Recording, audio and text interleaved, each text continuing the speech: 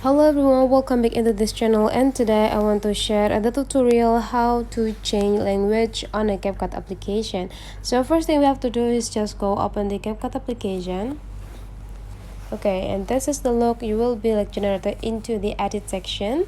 But then if you want to change the language of the Capcut application, so you can see here my language that I use in a Capcut application is English. So let's change this into another languages. So the things that we have to do is just go click the settings with this icon in this upper right corner. You just need to click it, and after that go click a app language that appear in the first row on the settings sections. You just need to click it and you can explore and find out and choosing what language that you want to use for your Capcut application. You can use Spanish, Spain, Filipino, French, and many more. Okay, so today let's do a Bahasa Indonesia since this is my first or mother tongue language. Okay, and after you're done, you just need to go back.